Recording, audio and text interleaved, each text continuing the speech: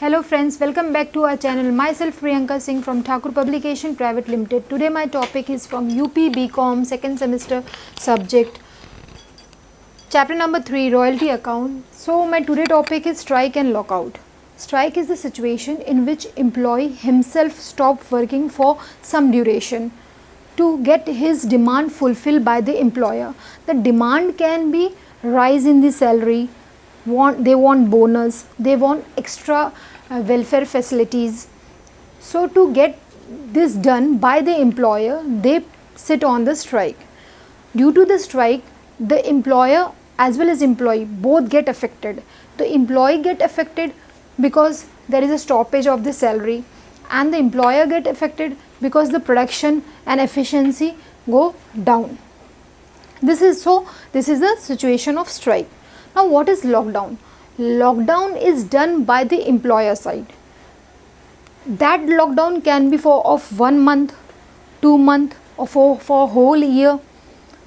This is for the particular some particular employee, or this is for the whole employee.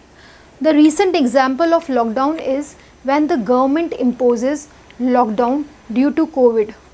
So this become compulsory for the employer to shut down his offices or call some of the employee for some days or on the alternate basis. So when the employer shut down the office or business, that is lockdown, and when the employee stop working, that is strike. So this is the difference between strike and lockout. But in both the cases, whether it is a strike or lockdown, there is a disturbance in the production of the company.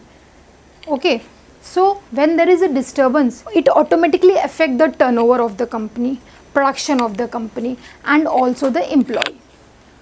So this is the concept of strike and lockout. Let's start with the treatment of strike or stoppage of work or lockdown. See, now we will see the concept of strike and lockout in the royalty. What happens in royalty when there is a strike or lockout? When there is a strike and lockout, there are two parties. As I have said, there is an agreement in royalty. There is an agreement between the landlord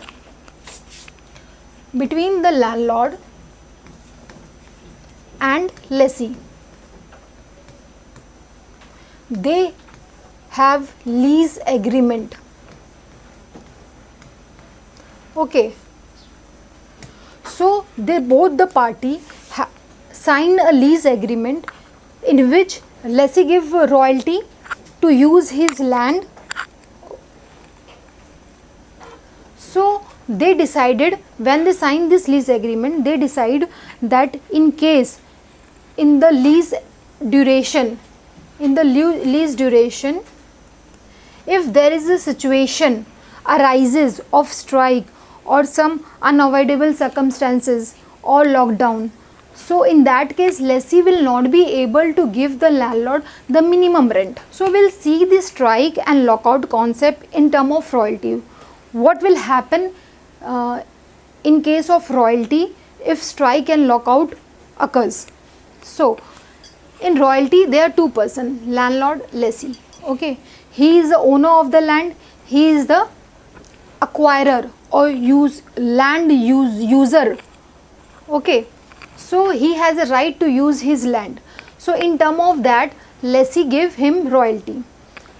Landlord and lessee both decide one minimum amount, that in case the production does not happen as per the expectation, so they decide that minimum rent which lessee has to pay to the landlord, which is decided in the initial year, means at a time of signing the agreement, lease agreement.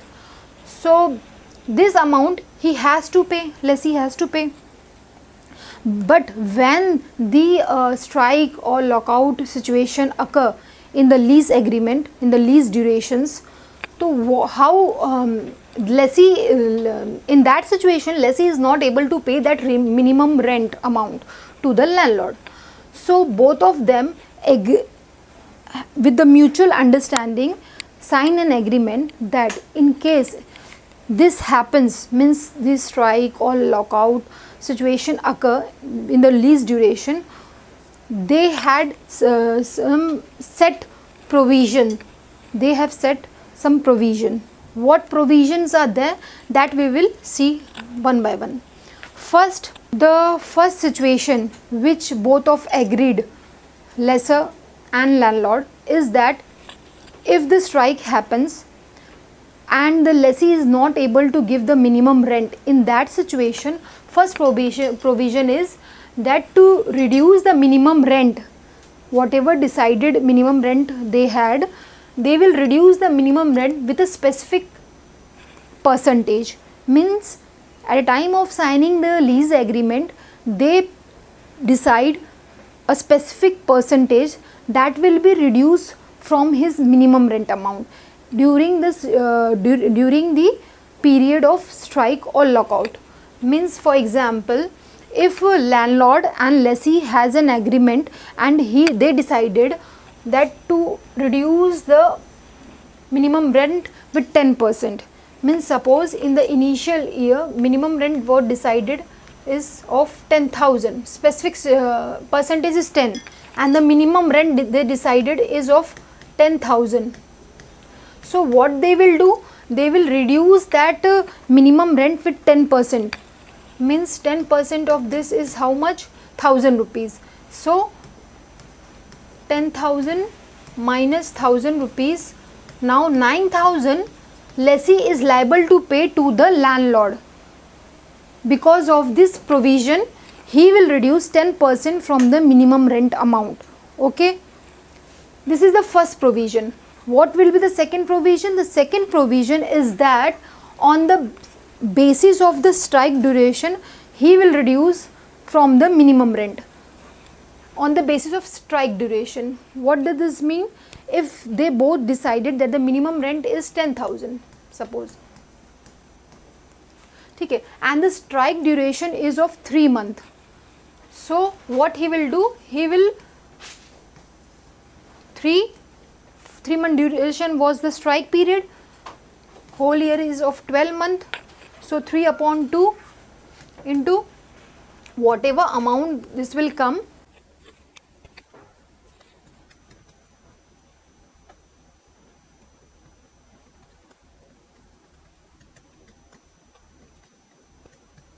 this much amount he will reduce from the minimum rent.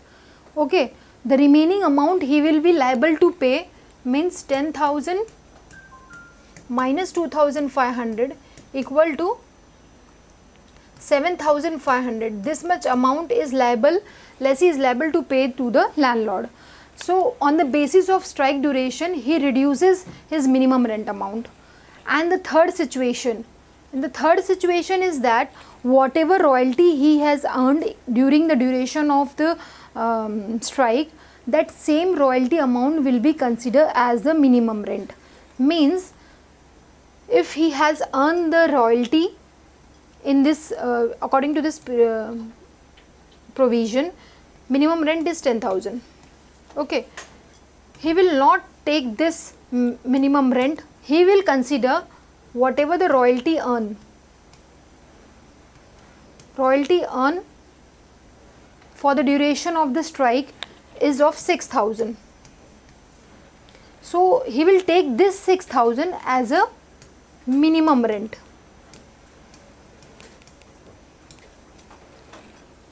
Whatever royalty earn will be the minimum rent. So this is the third situation. So in this case, when this provision exists, in this case there is no short working, no surplus amount. So there are the three provisions. One is reducing the minimum rent to a specific percentages, reducing the minimum rent on the basis of strike duration, means how many month if the strike happens, that month we will deduct from minimum rent. And third is that whatever actual royalty earned will be the minimum rent. So these three situations will be there, in which according to which we have to solve the numerical. So let's understand with the help of the numerical the concept of strike. So in this question, Coal Limited was leased land from Sunil Kumar.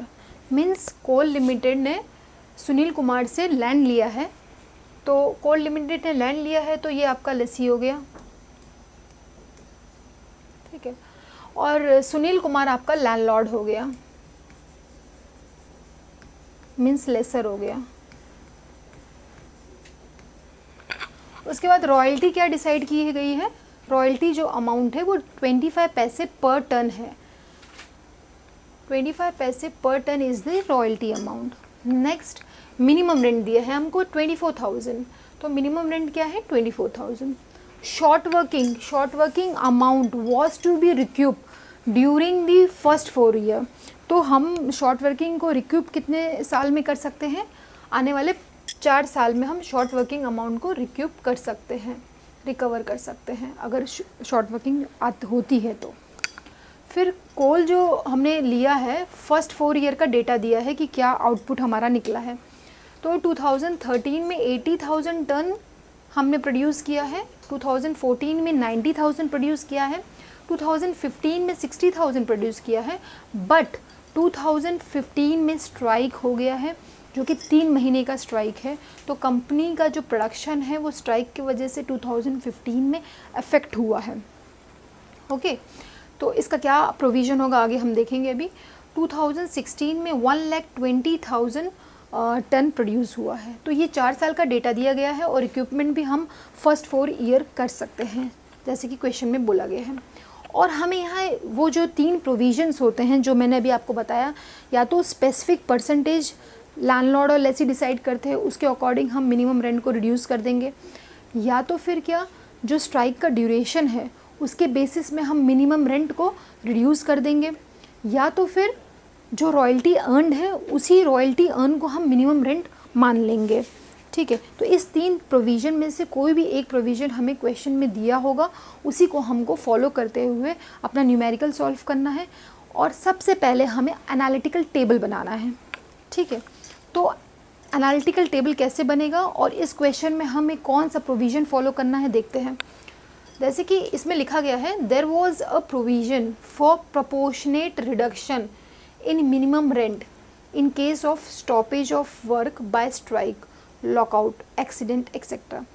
मतलब कि इस question में हमें बोला गया है कि सुनील कुमार ने और कोल लिमिटेड ने दोनों के बीच में जो लीज एग्रीमेंट हुआ है, उन्होंने डिसाइड किया है कि अगर स्ट्राइक होता है या लॉकआउट होता है या किसी तरीके का एक्सीडेंटल केस हो जाता है, तो इन तीनों ही सिचुएशन में क्योंकि कंपनी की वर्किंग पोजीशन बंद हो जाती है, एम्प्लॉय काम करना बंद कर देते हैं, तो उस केस में आपका जो प्रोविज़न ये फॉलो करेंगे, इन दोनों ने जो डिसाइड किया है वो किया है कि एक प्रोपोर्शनेट रिडक्शन कर देंगे, किसके बेस पे, स्ट्राइक के ड्यूरेशन के बेस पे।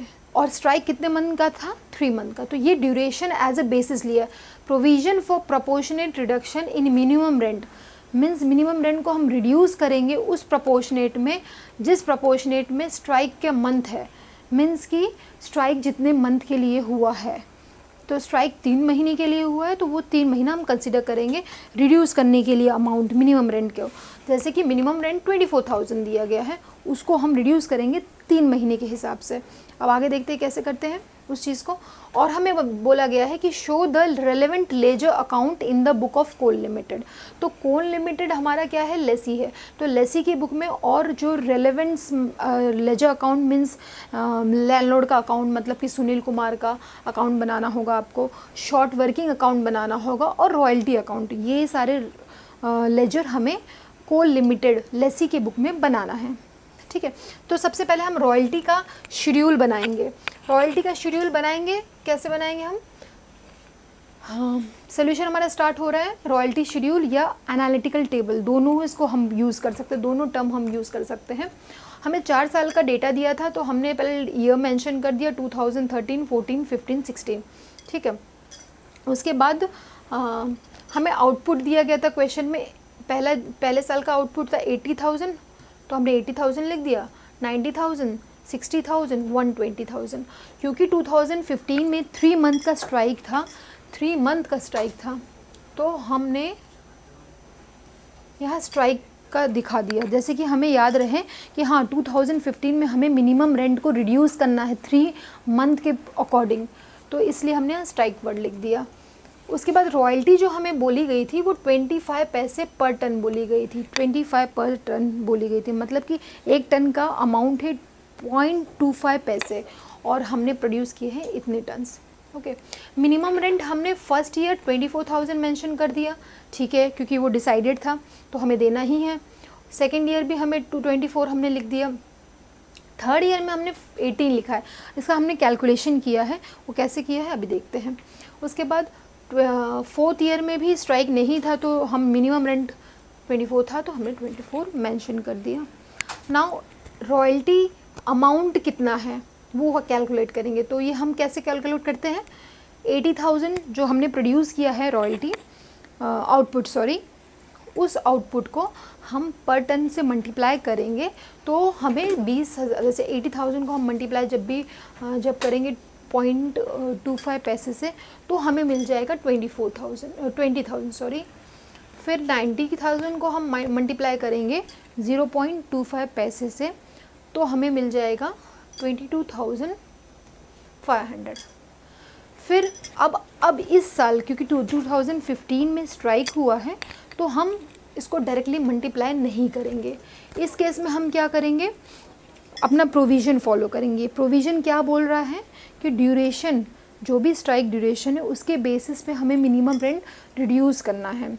तो उस केस में हम क्या करेंगे, मिनिमम रेंट 2015 में अब जो हमें 3 मंथ के अकॉर्डिंग रिड्यूस करना है तो हमें मिनिमम रेंट दिया हुआ है 24,000 जो कि हमने हर साल लिखा है, वही हम इधर लिखेंगे पहले। तो फिर कितने मंथ का स्ट्राइक थी हमारा स्ट्राइक जो था वो 3 मंथ के थे, 3 मंथ का था तो हमने 3 मंथ लिखा।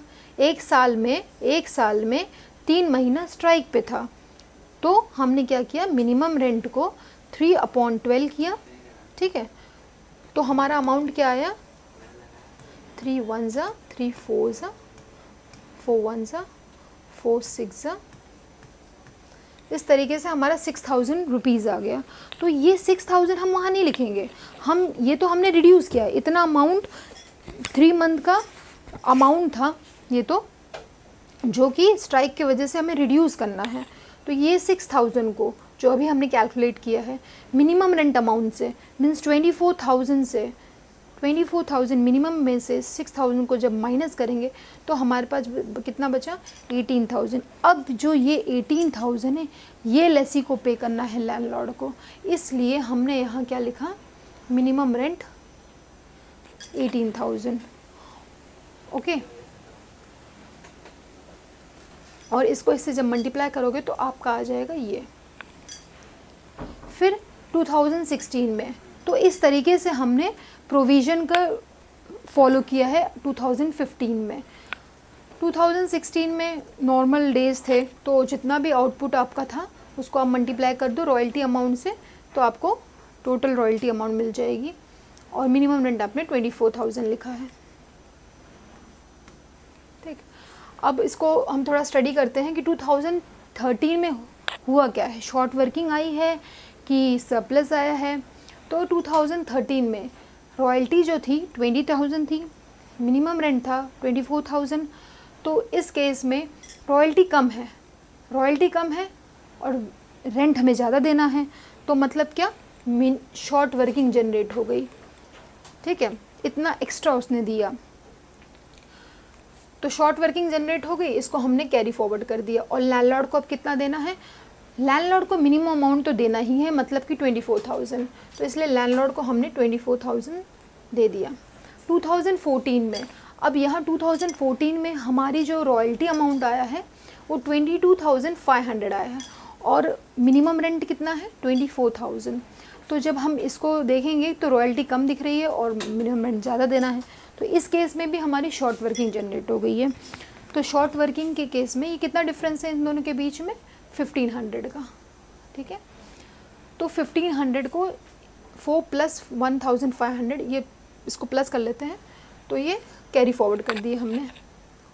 और लैंडलॉर्ड को कितना देंगे, रॉयल्टी अमाउंट और मिनिमम रेंट, इसमें से जो ज़्यादा होगा वो हम अपने लैंडलॉर्ड को देंगे, मीन्स 24,000। फिर स्ट्राइक वाले पीरियड में, स्ट्राइक वाले पीरियड में क्या है, रॉयल्टी अमाउंट हमारा 15,000 है और मिनिमम रेंट हमारा 18,000। यहाँ भी रॉयल्टी अमाउंट कम है और मिनिमम रेंट देना ज़्यादा है, तो कितने का डिफरेंस हुआ, 3,000 का डिफरेंस हुआ।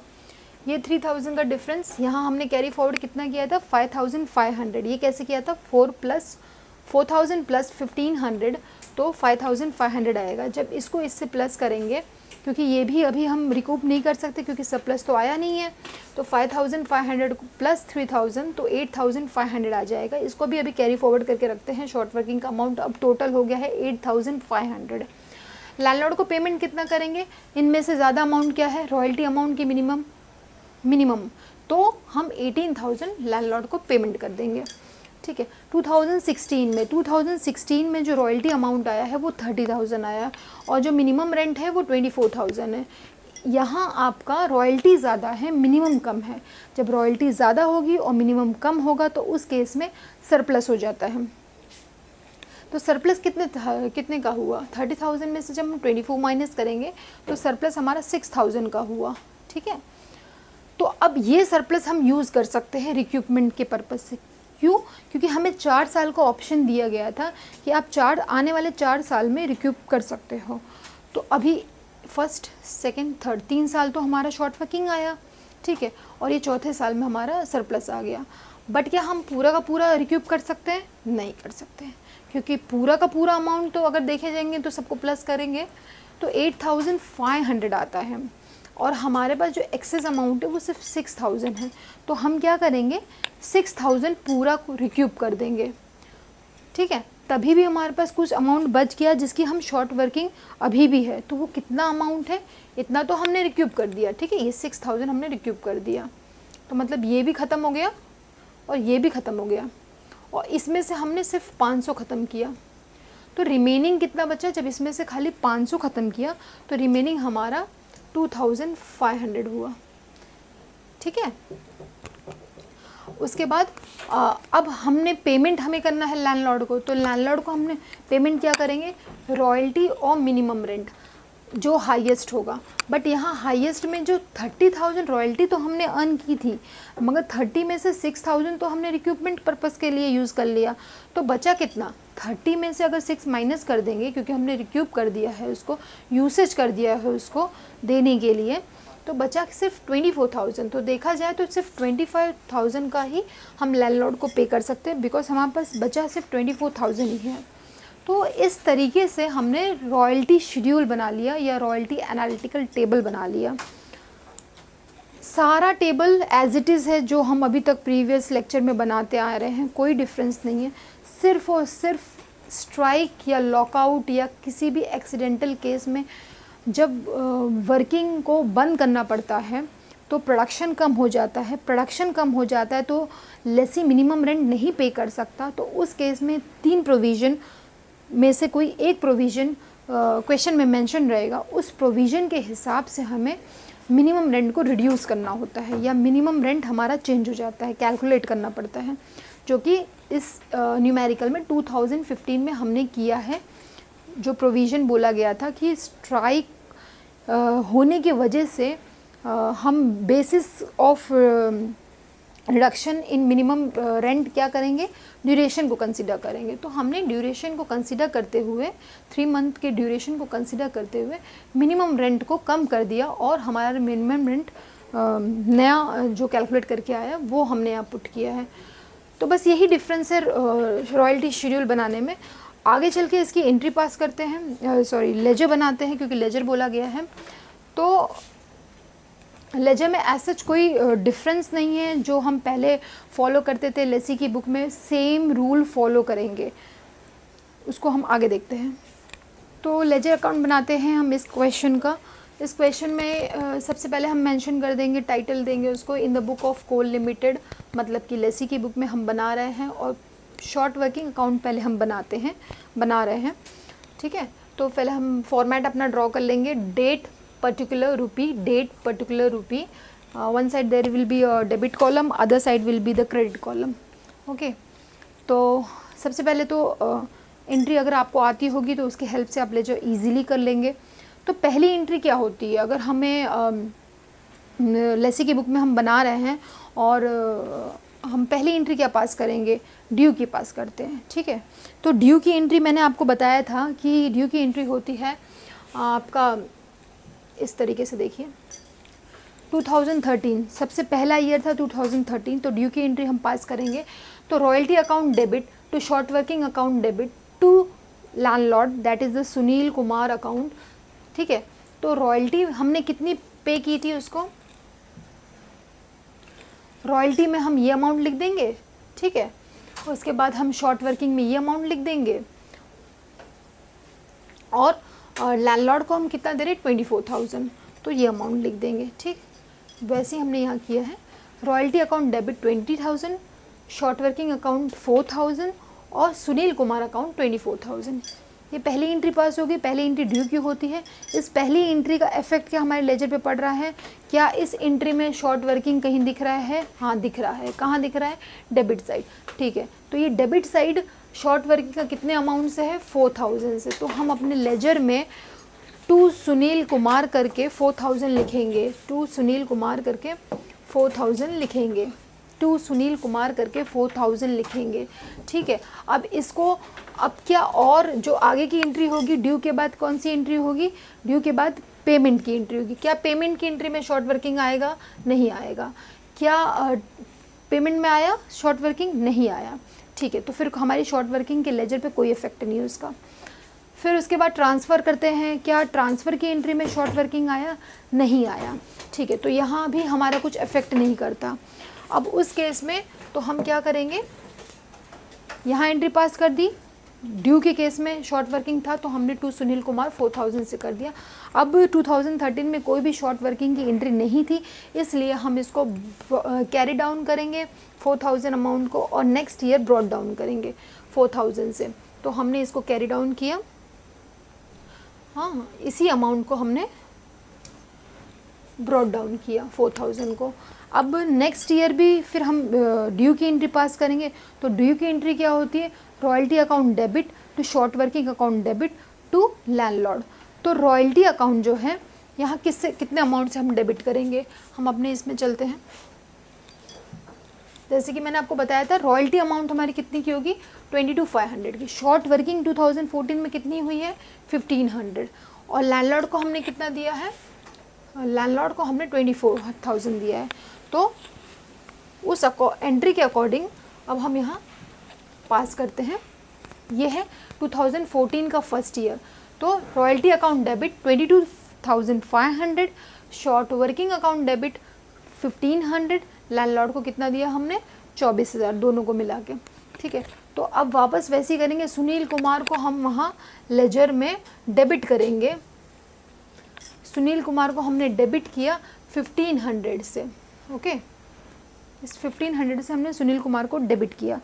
और उसके बाद ड्यू के बाद हम पेमेंट की एंट्री करेंगे तो उसमें भी शॉर्ट वर्किंग नहीं आएगा। ट्रांसफ़र की एंट्री करेंगे उसमें भी शॉर्ट वर्किंग नहीं आएगा। तो इसलिए हम इनको प्लस करेंगे और कैरी डाउन करेंगे। 4,000 प्लस 1,500 कितना होता है, 5,500। कैरी डाउन करके कितना हुआ, 5,500। इसको हम नेक्स्ट ईयर ब्रॉड डाउन करेंगे। ये अमाउंट यहाँ से नेक्स्ट ईयर ब्रॉड डाउन हो गया, ठीक है। उसके बाद क्या करेंगे, थर्ड ईयर क्या होता है, स्ट्राइक था। तो स्ट्राइक वाले सिचुएशन में भी हमारी शॉर्ट वर्किंग जनरेट हो गई थी। तो पहले ड्यू करेंगे। तो ड्यू में रॉयल्टी अकाउंट डेबिट, तो रॉयल्टी कितने की थी हमारी फर्स्ट ईयर में,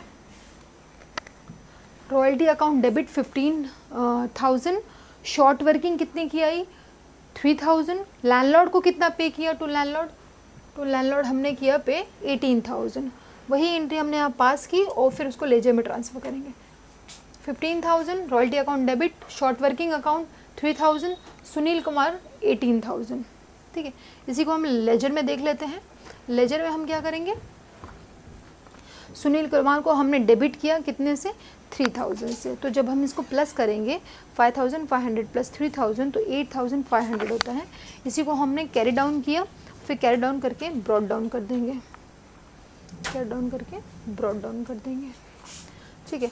लास्ट ईयर में अब हमने क्या, हम लास्ट ईयर अगर हम देखें तो हमें शॉर्ट वर्किंग नहीं जनरेट हुई है, लास्ट ईयर में शॉर्ट वर्किंग नहीं हुई है, लास्ट ईयर में सरप्लस हो गया है। अब ये सिचुएशन हो गया royalty is more than minimum rent.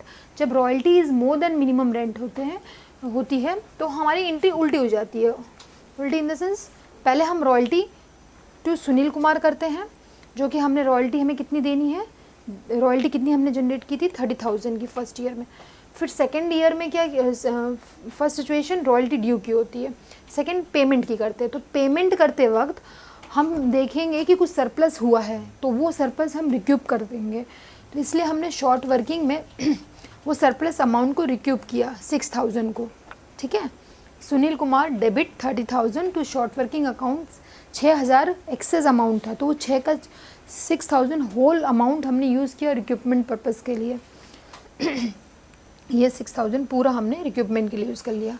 तो बैंक अकाउंट कितना 24,000, क्योंकि 30,000 तो हमने रॉयल्टी अर्न की थी, ठीक है, जो कि हमको सुनील को पेमेंट लायबल है हम लोग, मगर रिक्यूप हमने उसमें से 6,000 कर लिया। तो कैश हम पेमेंट कितना कर रहे हैं सिर्फ अभी सुनील कुमार को 24,000।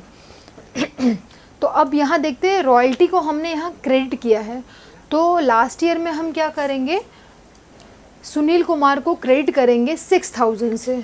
लेजर में चलते हैं, सुनील कुमार को क्रेडिट करेंगे 6,000 से, ये हमने किया, सुनील कुमार को क्रेडिट 6,000 से।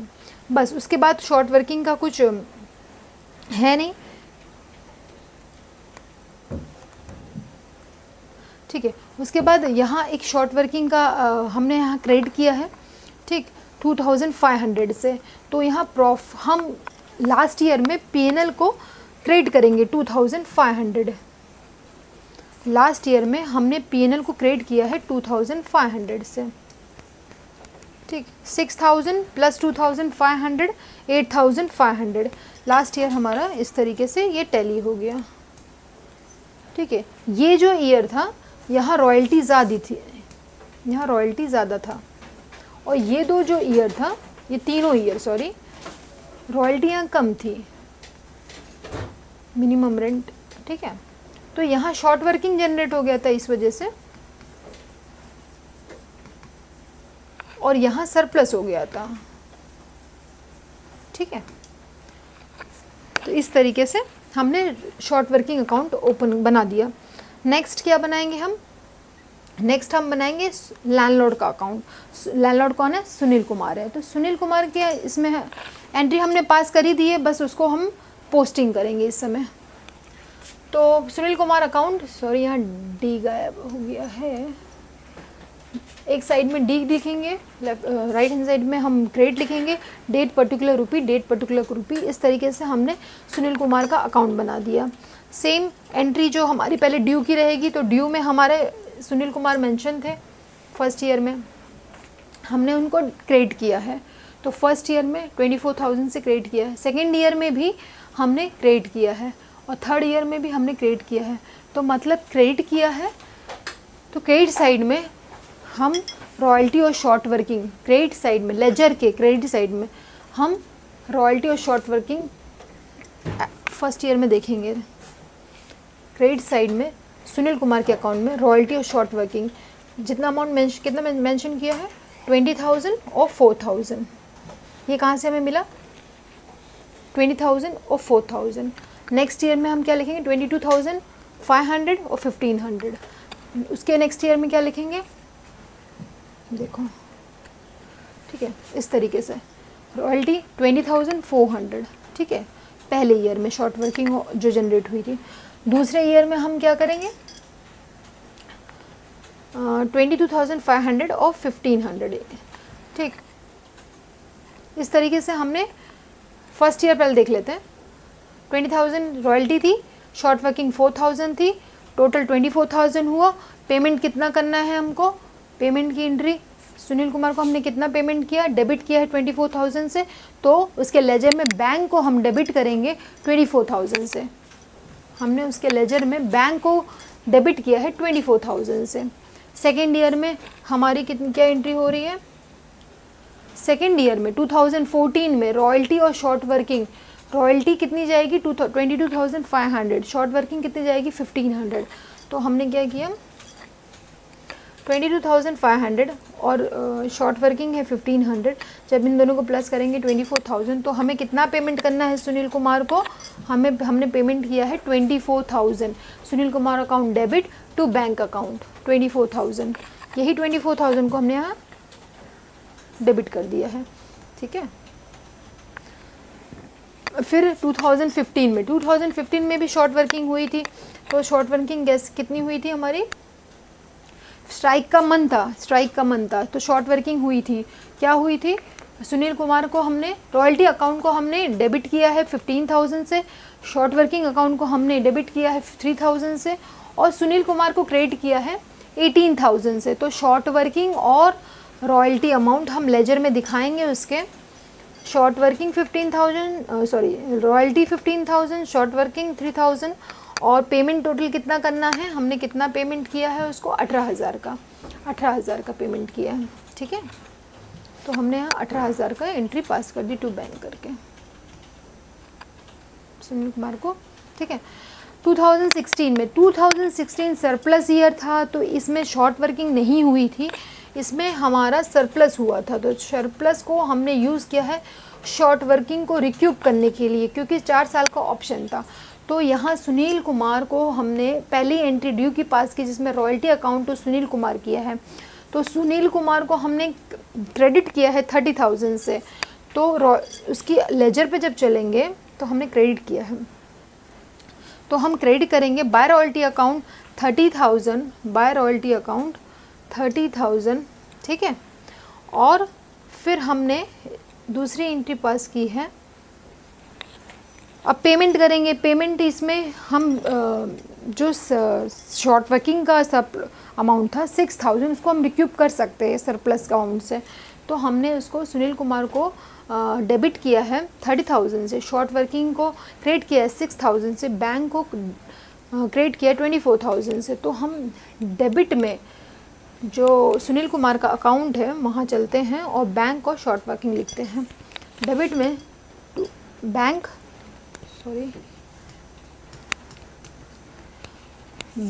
अकाउंट डेबिट 24,000 से, और शॉर्ट वर्किंग को कितना रिक्यूप कर रहे हैं 6,000, क्योंकि इतना ही एक्सेस अमाउंट था तो हमने इतना रिक्यूप कर दिया। तो इससे ये टैली हो गया, लास्ट ईयर अगर देखोगे तो 24,000 प्लस 6,000 इज इक्वल टू 30,000, और रॉयल्टी इस साइड लिखी है तो ये भी 30 की थी, तो ये टैली हो गया लास्ट ईयर। ये सुनील कुमार अकाउंट है। तो हमने अभी 2 लेजर देखा, एक शॉर्ट वर्किंग का देखा, एक लैंडलॉर्ड का देखा जो कि सुनील कुमार है। अब बचा एक और लेजर जो कि रॉयल्टी अकाउंट है, ठीक है। रॉयल्टी अकाउंट में पहली एंट्री, पहला साल 2013 को देखते हैं पहले। तो रॉयल्टी कहाँ आ रहा है, ड्यू की एंट्री में आ रहा है, ठीक है। इसको डेबिट कर रहे हैं हम लोग, कितने से कर रहे हैं 20,000 से कर रहे हैं, ड्यू में 20,000 से डेबिट कर रहे हैं। तो लेजर में चलेंगे उसके और सुनील कुमार लिखेंगे डेबिट में। तो चलो रॉयल्टी अकाउंट बनाते हैं। सबसे पहले डेबिट टाइटल लिखते हैं रॉयल्टी अकाउंट, फिर क्रेडिट, फिर डेट पर्टिकुलर रुपी, ठीक। 2013 इज़ द फर्स्ट ईयर, सो पहले साल की जो एंट्री थी वो पहले हम ड्यू की पास करते हैं, जैसे कि मैंने बताया आपको। तो ड्यू में क्या रॉयल्टी है, हाँ रॉयल्टी है। रॉयल्टी कहाँ क्या कर रहे हैं हम, उसको डेबिट कर रहे हैं, कितने से 20,000 से। तो हम रॉयल्टी के अकाउंट में डेबिट कॉलम में चलेंगे, वहाँ सुनील कुमार को 20,000 से डेबिट करेंगे, ठीक। उसके बाद क्या 2013 में फिर कहीं रॉयल्टी आ रहा है, हाँ आ रहा है, पेमेंट में नहीं, ट्रांसफ़र कर रहे हैं। जब हम क्लोज़ कर रहे हैं अकाउंट को, क्लोज़ कर रहे हैं, P&L अकाउंट में ट्रांसफ़र कर रहे हैं रॉयल्टी अमाउंट को, तो हमने रॉयल्टी को क्रेडिट किया है, तो क्रेडिट साइड में आएंगे हम, P&L लिखेंगे बाय P&L 20,000, ठीक है 20,000। Next year again same entry रहेगी, क्योंकि शॉर्ट वर्किंग थी तो एंट्री भी सेम रहेगी। तो फर्स्ट ईयर में ड्यू के केस में रॉयल्टी अकाउंट डेबिट करते हैं हम 22,500 से, ठीक है। 22,500 ये रॉयल्टी अमाउंट जो जाएगा सुनील कुमार के नाम से, टू सुनील कुमार 22,500। फिर इसी रॉयल्टी अमाउंट को हम ट्रांसफ़र करेंगे पीएनएल में at the end of the year. ये जो 22,500 था इसी को हमने क्लोज़ किया है तो ट्रांसफ़र कर दिया पीएनएल में। तो यहाँ रॉयल्टी को हमने क्या किया है, क्रेडिट किया है। तो रॉयल्टी के क्रेडिट कॉलम में चलेंगे, रॉयल्टी के क्रेडिट कॉलम में चलेंगे, ठीक है। और प्रॉफिट एंड लॉस लिख के 22,500 करके क्लोज़ कर दिया। थर्ड ईयर की एंट्री फिर शॉर्ट वर्किंग हुई थी। शॉर्ट वर्किंग के केस में पहली एंट्री ड्यू की होती है, उसमें रॉयल्टी हमने क्या किया है, डेबिट किया है। डेबिट कितने से किया है, 15,000 से। तो सुनील कुमार को रॉयल्टी के लेजर में सुनील कुमार को डेबिट करेंगे 15,000 से। थर्ड ईयर 15,000 डेबिट करेंगे। फिर इस अमाउंट को हम क्या करेंगे, at the end of the year transfer कर देंगे प्रॉफिट एंड लॉस, जैसे कि हमने पहले 2 साल किया है। तो 15,000 को हमने ट्रांसफ़र कर दिया, ठीक। लास्ट ईयर सिचुएशन थोड़ा डिफरेंट थी क्योंकि सरप्लस हो गया था। तो सरप्लस के केस में पहली अमाउंट ड्यू की ही रहती है, बट एंट्री डिफरेंट हो जाती है क्योंकि फर्स्ट ईयर तो मतलब फर्स्ट, सेकंड और थर्ड तीनों ही ईयर शॉर्ट वर्किंग की थी। तो एंट्री इसलिए royalty short working to Sunil Kumar थी। इधर शॉर्ट वर्किंग नहीं है तो सीधा royalty account debit to Sunil Kumar हो जाएगी। तो कितने अमाउंट से रॉयल्टी को हमने डेबिट किया है, रॉयल्टी को हमने 30,000 से डेबिट किया गया है। तो हम लेजर में चल के सुनील कुमार को डेबिट करेंगे 30,000 से। रॉयल्टी के अकाउंट में हमने सुनील कुमार को लास्ट ईयर में 30,000 से डेबिट कर दिया है और फिर इस अमाउंट को हमने लास्ट में जाके पीएनएल में ट्रांसफ़र कर दिया, ठीक। इस तरीके से रॉयल्टी अकाउंट 4 साल की बन गई, ठीक। तो 3 लेजर थे इसमें, तीनों ledger, first is the short working, another is landlord means Sunil Kumar, and third one is of royalty account.